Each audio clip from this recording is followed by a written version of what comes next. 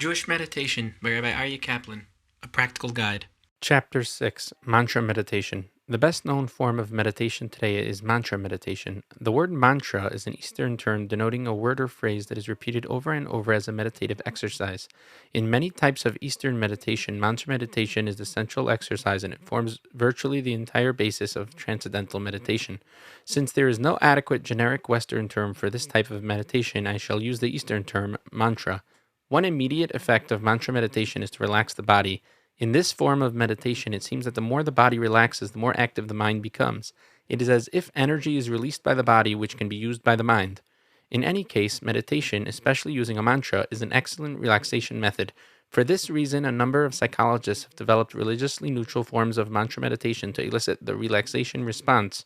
An entire system called Standardized Clinical Meditation, SCM, has been developed to utilize this form of meditation in a clinical context. Mantra meditation most probably works largely through habituation. If a person is in a room all day with, say, a loudly ticking clock, his mind eventually turns off the sound of the ticking. Although he hears the ticking, it simply does not register. The person is said to have become habituated to the ticking sound, so that he no longer pays attention to it. This is an important mechanism through which the mind filters out the commonplace and allows the thinker to concentrate on what is important. When one repeats a mantra over and over, the mind also becomes habituated to it. Eventually, one becomes able to say it without the words registering in the conscious mind. By this time, one has also formed the habit of erasing all thought from the mind while reciting the mantra. It is therefore a highly effective psychological means of removing all thought from the mind. This may seem quite mundane and non-mystical. However, the mantra does not necessarily have to be the mystical element in the meditation. The mantra can serve as a means of clearing the mind of mundane thought, leaving it open to other transcendental experiences. This can be true no matter how non-mystical the mantra is. Indeed, in certain types of clinical meditation, a nonsense word can be used as the mantra. Nevertheless, if the mantra has a spiritual power in its own right, it not only clears the mind of mundane thought, but also puts the meditator into a special spiritual space. The form of the mantra can be extremely important if one wishes to accomplish a specific spiritual goal in one's meditation. Although mantra meditation is not the most typical Jewish form of meditation, it is one of the simplest. As in general meditation, it consists in repeating a word or phrase over and over, usually for a period of half an hour each day. The most important element of the meditation is that it be done daily and that there be a commitment to continue the practice for a period of at least a month. It usually takes between 30 and 40 days for the result of this type of meditation to become manifest. There appear to be references to mantra meditation even in the Bible. On the basis of philological analysis, it seems that the Hebrew word Haggad denotes a kind of meditation in which a word or sound is repeated over and over. The great Hebrew linguist David Kimchi, 1160 through 1235, writes that the word Haggad denotes a sound or a thought that is repeated like the cooing of a dove or the growling of a lion. Nevertheless, the biblical references to this type of meditation are ambiguous and not clearly stated. The earliest unambiguous reference to a mantra type of meditation is found in Nechalot Rabbati, the primary text of Merkava mysticism dating from the Talmudic times. The text presents a mystical name of God, which is actually a rather long phrase consisting of a number of mystical words or names. The instruction says that this phrase must be repeated 120 times, again and again. The technique is reminiscent of mantra meditation, especially in some Eastern systems in which the mantra is repeated for a set number of times. It is significant that in the Heikalot, the mantra is seen not as an end in itself, but rather as the first step in the discipline of the chariot. The mantra was used to bring the initiate into a state of consciousness from which he could travel from chamber to chamber in the supernal worlds. Thus, rather than define the state of consciousness, the mantra brought the individual into the first stage of the meditative state, from which he could use other techniques to progress further. In later Kabbalistic schools, it appears that biblical verses or selections from the Talmud or Zohar would be used as mantras. In 16th century Safed, for example, there is mention of a technique known as Gerushin, which appears to consist in repeating a biblical verse over and over as a sort of mantra. Besides bringing the meditator into a higher state of consciousness, the purpose of this technique was to provide him with deeper insight into the verse itself. As he repeated the verse, it would eventually appear as if the verse itself were telling the initiate its meaning. Rather than studying or analyzing the verse, the meditator would then be communing with it. This concept is even more graphically illustrated in a technique used by Rabbi Joseph Caro, 1488 through 1575, and his followers. Instead of using a biblical verse, this technique made use of a selection from the Mishnah, the earliest portion of the Talmud, completed around 200 CE. A portion of the Mishnah, a particular paragraph or Mishnah, would be repeated as a mantra, leading to a state of consciousness in which a Magid, an angelic being associated with the Mishnah, would speak to the meditator. Again, the meditator would gain deep insights not from studying or analyzing the Mishnah, but by experiencing its spiritual essence. It is significant that there may be an allusion to this technique in the Talmud itself. The Talmud speaks of reviewing a Mishnah and says repeating one's Mishnah 100 times is not the same as repeating it 101 times. There may be an allusion in this teaching that even in Talmudic times, the Mishnah was used as a type of mantra. There is also evidence that the Aryeh, Rabbi Isaac Luria, made use of a similar technique with the Zohar. Unlike other Kabbalists of his time who analyzed the Zohar and tried to probe its mysteries intellectually, the Aryeh probed its depths by means of a meditative technique. Judging by the description of his technique, he seems to have used a short selection of the Zohar as a mantra, repeating it over and over until its meaning became clear. The Aryeh describes this experience by saying that the Zohar spoke to him. In relatively modern times, a practical form of mantra meditation was prescribed by the noted Hasidic leader Rabbi Nachman of Bratslav, 1772 through 1811. Of all the Hasidic masters, none spoke of his Bodhisattva meditation more often than he. As we shall see, his main technique consisted in engaging in conversations with God. Nevertheless, Rabbi Nachman said that if a person does not know what to say, he should simply repeat the phrase Ribono Shel Olam, which is Hebrew for Master of the Universe.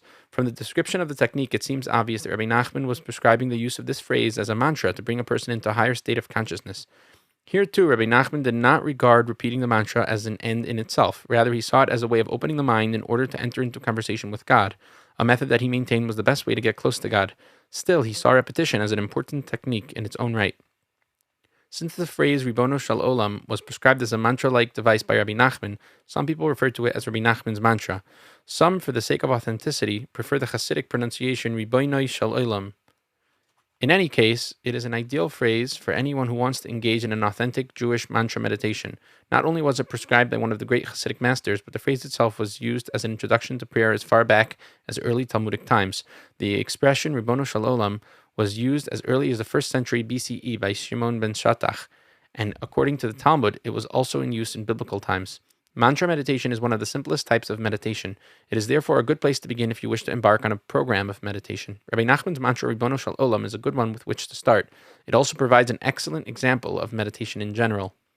You cannot begin a program of meditation without a certain degree of commitment. In order for it to have an effect, you must do it on a daily basis, spending at least 20 or 30 minutes repeating the mantra.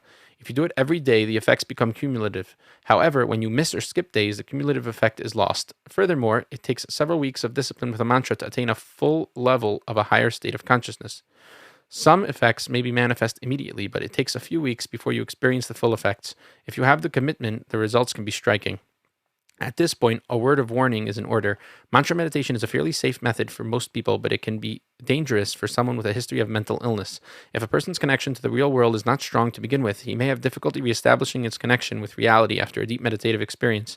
Just as certain forms of strenuous exercise must be avoided by people with a history of heart trouble, certain forms of mental exercise should be avoided by people with a history of mental illness. The Talmudic story of Ben Zoma, who lost his mind after a particularly intense meditative experience, serves as a warning. Any person with doubts about his mental stability should make sure that he has an expert guide before becoming involved with any type of intense meditation. In general, the preparations for meditation are straightforward and simple. You should meditate in a time and place where you will not be interrupted or disturbed by people, phone calls, or noise. Rabbi Nachman said it was best to have a special room for meditation, if possible. Since this is a luxury that few can afford, you may choose a special corner of the house, a special chair, or a room where you can be alone at night when no one else is about. Rabbi Nachman also said that woods, hills, and fields are good places to meditate, especially when the weather is comfortable. But the place is not important, as long as it is an environment where you will not be interrupted. You can even meditate under the covers in bed at night if it is a place where you know you will not be disturbed, and Rabbi Nachman presents this as a viable alternative. An excellent place, if available, would also be the synagogue, when no one is around to disturb the meditative session. Many people associate meditation with the Eastern lotus position. However, we should remember that in the East, it was common to sit on the floor or on a mat, so that the lotus position was close to the normal comfortable sitting position for Eastern meditators. For Westerners, this position is difficult to learn and is initially quite uncomfortable. In practice, it is found that sitting in a comfortable straight-backed chair is just as effective. In any case, this is of little relevance to Jewish meditation, since the systems do not prescribe any special position. It is true that there are references to sitting in a chair, but they are only meant as a suggestion. You may choose any position in which you can remain comfortable for a long period of time without moving the body or being subject to cramping. During meditation, sit with the eyes lightly closed, totally relaxed. Your hands can rest comfortably on the table or on your lap. Your fingers should not be clasped or intertwined, as the Kabbalists teach that this should be avoided. Rather, if your hands are together, one should rest lightly on the other. Before beginning a meditation, settle yourself in the place. This means sitting quietly in the place where you will be meditating, fitting into it, and making yourself at ease. During this period, try to relax completely, clearing your mind of all extraneous concerns. Some people find it helpful to hum a relaxing melody during these preparatory moments. This period should last between 5 and 10 minutes. In this respect, the advantage of meditating in the same place every day becomes clear. You will come to associate that place with the serene mood developed during meditation, and after a few days, the calmness comes automatically as soon as you sit down in your meditation place. This tends to reinforce the process and make it easier to advance. Let us assume that you are using Rabbi Nachman's mantra, Ribono Shel Olam. Repeat the phrase over and over slowly in a very soft voice. The meditative norm is that it should be said in the softest voice that you can comfortably pronounce. You can either whisper it or vocalize it softly, whichever is more comfortable to you. There are no firm standards regarding this in Jewish meditation. Some people find it easier to whisper the mantra. It is also permissible to mouth it without voicing it at all. It is not recommended, however, that it merely be thought in the mind, at least for beginners. If the mantra is repeated mentally without at least mouthing it, it can be interrupted by extraneous thoughts. Therefore, one should not place too much emphasis on how the mantra is said, as long as it is said for the designated time. This usually consists of a period between 20 minutes and a half hour, as mentioned earlier. If you wish, you may use a silent timer to signal when the meditation period is over. This is preferable to looking at a clock, which takes the mind off the meditation. You can also have someone else signal you when the time is up. After a while, however, you will automatically know when the period of meditation is over. At first, you may allow the mind to wander freely while reciting the mantra. As long as you have an inner awareness that the words Ribono Shel Olam denote Master of the Universe, the words themselves will pull your thoughts in a meaningful direction. No matter where the thoughts lead, there is no cause for concern. Hasidic teaching says that any thought that enters the mind during meditation does so for a purpose. It is also instructive to pay attention to the visual images you see while meditating with the eyes closed. As you become more advanced, these images become clearer and more vivid, and it becomes much easier to focus on them. Beyond that, as days pass, your control over these images improves dramatically during the meditative state. The vividness of these images can also become spectacular. One must be careful, however, not to take these images too seriously. As one advances, the images become more explicit and can take the form of visions. The neophyte meditator may be tempted to place great significance on these visions and think that he is actually experiencing prophecy or the like. It is therefore important to realize that any visions one may experience are not important and that undue emphasis should not be placed on them. Unless a person is extremely advanced, it is assumed that any visions he experiences are creations of the mind and nothing more. In the Kabbalah literature, there are warnings even to advanced meditators not to give credence to visions. Even the most impressive visions can be spurious and come from the other side. Indeed, acting on the basis of images seen while in a meditative state is considered to be extremely dangerous and detrimental to one's spiritual development. Therefore, when a person experiences images or visions, they should be taken as aesthetic experiences and nothing more. At most, they should be taken as the first hint of a spiritual experience. In general, bodily motion destroys concentration during mantra meditation and should be avoided. Some people, however, report that a slight, very slow swaying, perhaps a half inch in each direction, helps ease tension during the initial stages. If you find this helpful, you may use it. At first, during meditation, you may allow the mind to wander freely or concentrate on the images you see in your mind's eye. However, as you become more advanced, you should begin to allow the words of the mantra to fill the mind completely, blanking out all sensation. This involves keeping all other thoughts out of the consciousness. All of your attention should be focused on the words of the mantra, leaving no room for any other thought. Of course, until you become proficient in this discipline, extraneous thoughts will constantly try to push their way into your mind. You must then gently push them out, forcing your concentration back to the words of the mantra. This can sometimes take considerable effort, but it is the means through which one gains control of one's thoughts. Some people find it easier to banish extraneous thoughts if they recite the mantra very slowly. As we shall see, slowness is also used in other types of meditation.